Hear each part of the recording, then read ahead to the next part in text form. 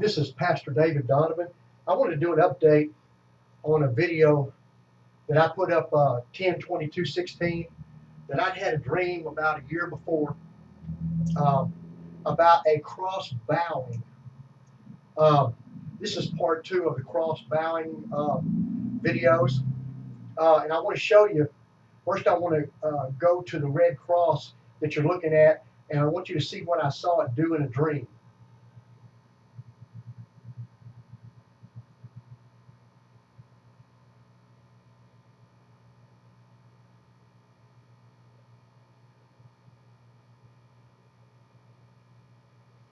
Yeah, that's what I saw it do. Now, in the first video that I made, uh, that cross bowed because something was coming across a large bridge. It was getting ready to come over the crest, and whatever it was, the authority and the power behind it made the cross to bow. And in the video that you look at with that, I bring up the issues about invasion, um, about I think it's Ezekiel chapter 26, verse 10 and 11, the rumbling, the power, the authority and invasion, making the buildings rumble in the city when the gates are breached. And since that time, I mean, like it took 4 or 5 days um, later for some stuff to start coming out about John Podesta, the Democratic Party, and Hillary Clinton, with a scheme and a plan to infiltrate and sow rebellion in the Catholic Church in America and get them to accept same-sex marriage and go along with the platform of the Democratic Party. Now, one thing that I think history teaches, since the beginning of the Catholic Church, there's been some real, whatever you want to say about the Catholic Church, there's been some rough bumps in the road for them, to where the throne of the Vatican has switched a couple of times from France to possibly Germany or England, and then back into Rome eventually. So it's not always been a peaceful deal with the Roman Catholic hierarchy and the Pope. But one thing that you can see from world history is that the world itself, the political system, has not been able to destroy completely and throw down the Catholic Church. And a great example of that is Hitler.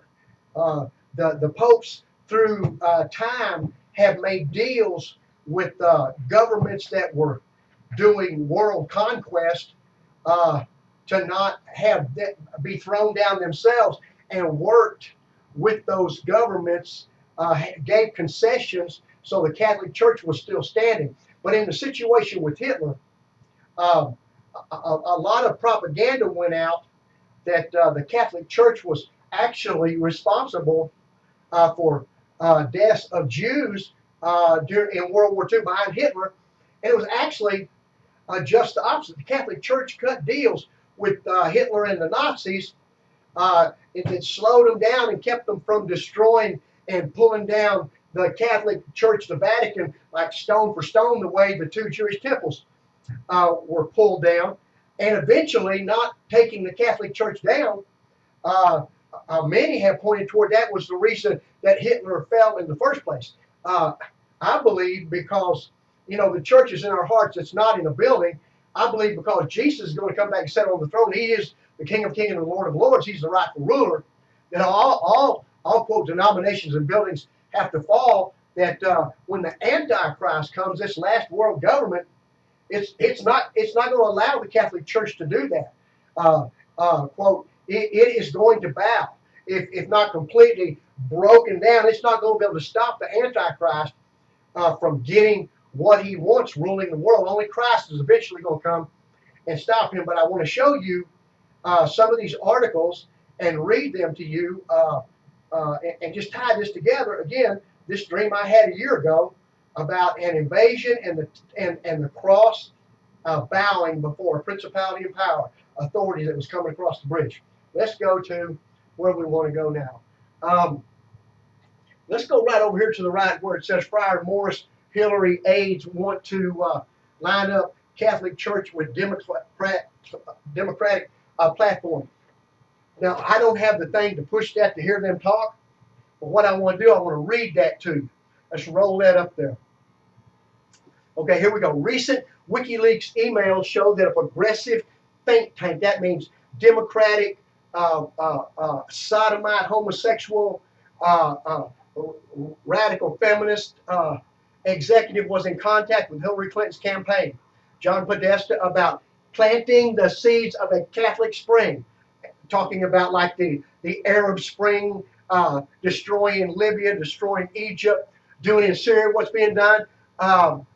The same people, Hillary and Obama, did that mess, and now they're working within the Democratic Party. Who in the last Democratic convention, they voted Israel out of their platform, and they voted a God out of their platform. Okay, it says a revolution within the Catholic Church to press the church to align more with the left wing of the Democratic Party.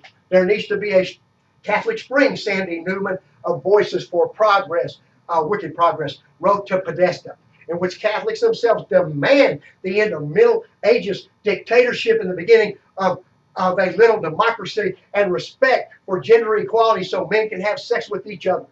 I kind of added that last part in there. But Newman then asked Podesta who should and how to start such a revolution. Those are catchphrases, that revolution, the Cuban Revolution.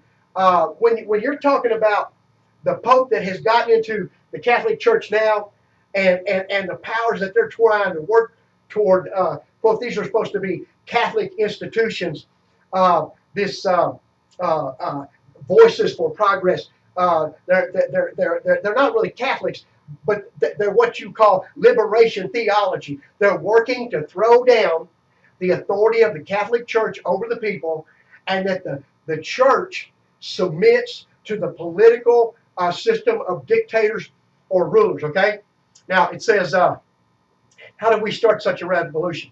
Father Jonathan Morris, a Catholic priest at a Bronx, New York church and a Fox News contributor, said on Fox and Friends that Podesta replied in agreement with Newman and said he had already made some attempts to do so. We created these organizations called Catholics in Alliance for the Common Goods. Catholics United sounds very Catholic, except for what they want to do, Friar Morris said, paraphrasing Podesta, the founder of Center for American Progress. They want to line up the Catholic Church and its teachings with the Democratic platform. They want to make the Catholic Church in line with the political purposes. Father Morris, who said he has also been critical of Donald Trump, warned that the people of faith should be very straightforward about the type of people Hillary Clinton has chosen to put around her. What do you think? Let us know in the comments below. Now let's roll this on over and look at the next that we have. After the last debate, if anybody watched it, WikiLeaks, one of the emails they leaked was the information about the Democratic Party and Hillary and Podesta, her chief of staff, working to bring the Catholic Church down. And so the next night after the debate, they had this this white dinner that has to do with the first Catholic mayor, I quote, of New York back in the 20s or 30s or something that ran for president. And ever since then, they have this dinner every year, and the Democrats and Republicans on both sides get together, the media and everybody, and just make jokes, make light of everything. Well, in this particular one, the day after the email was released, Trump exposed it and talked about it at the debate. He stands up there at the dinner and says, well, Hillary's doing her thing again here. She's got one face in the public and one behind closed doors, and that was an email too, because here she sits acting like she likes the Catholics when she really hates them. And if looks would have killed, he would have been dead. Everybody blushed in the room behind it. Let's roll this a little bit. Okay, here we go. A few of Donald Trump's jokes had trouble landing at the Alfred E. Smith Foundation dinner on Thursday night. At the New York event, a fundraiser for Catholic charities connected to the Archdiocese of New York, Trump said of Hillary Clinton, "Here she is in public pretending not to hate Catholics," citing WikiLeaks revelation. This drew the loudest boos from the most Catholic audience, but that's not truth information there, because they had Arabs there, they had all kinds of folks there from every walk of life. It was held by a Catholic organization. Now watch this. But even before the joke, the reception to Trump's speech was frosty, in an event that in the past has served as an occasion for candidates to poke fun at one another as well as themselves. Trump went into attack mode, saying, "She got kicked off the Watergate Commission. How corrupt do you have to be to get kicked off the Watergate Commission? Pretty corrupt." Now let's roll it. Let's go back down here. At one point, while he was getting booed, Trump responded, "That's okay. I don't know who they're angry at, Hillary, you or I."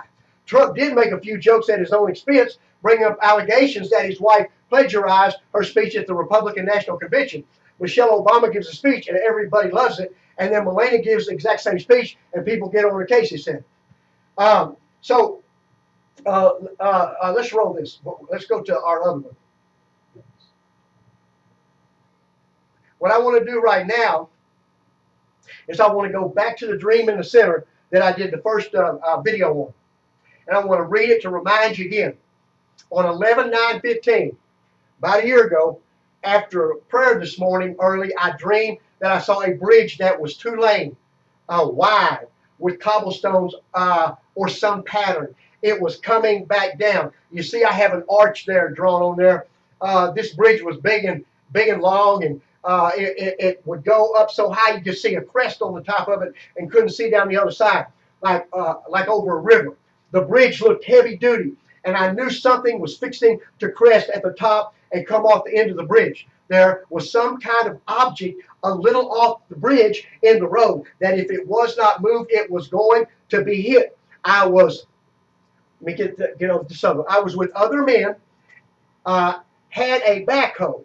It was an old backhoe, and I said, "You going to need to dig another hole," as I swung around to the side to get in position as I looked at this thing.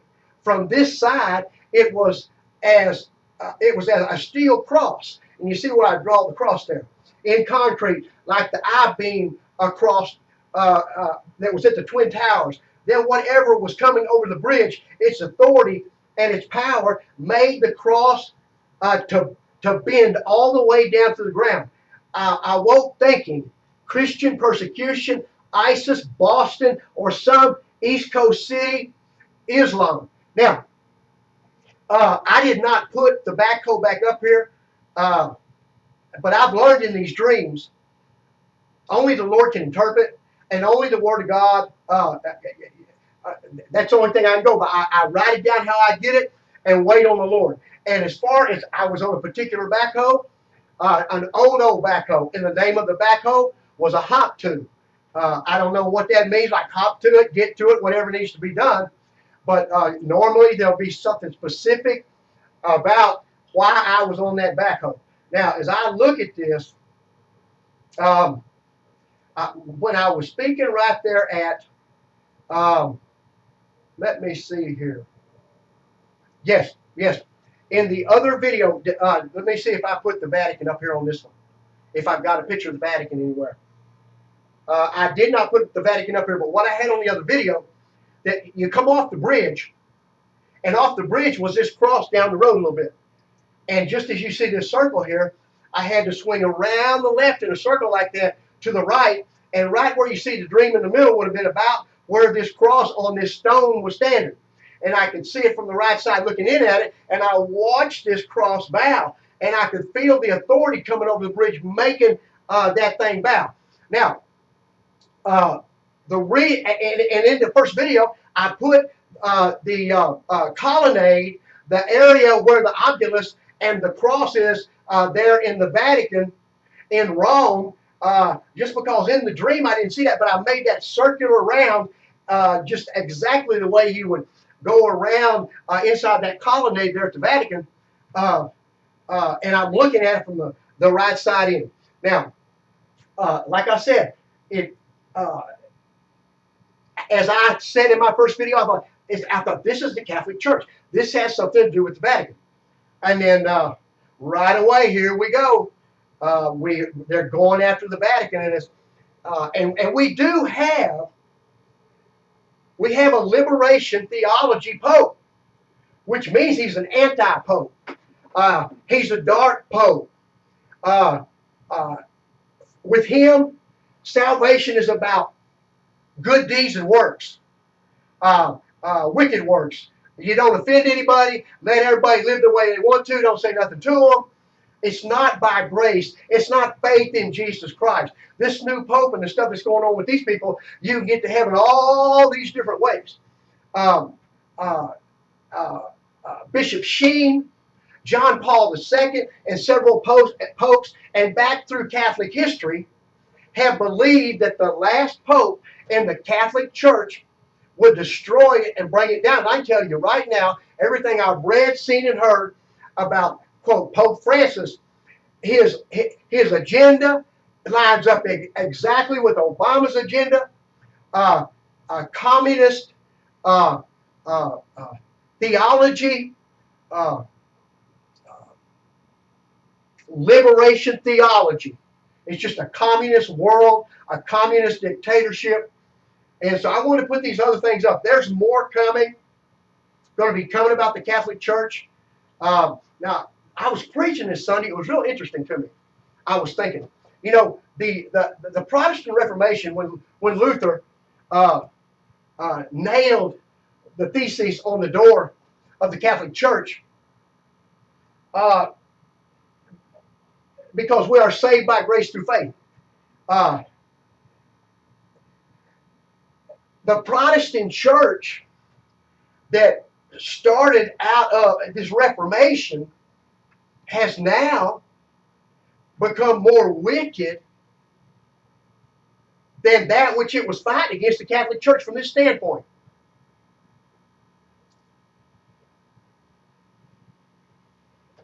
They've rejected the teachings. 80% of American churches, Protestant churches, have rejected the teachings of the Apostle Paul.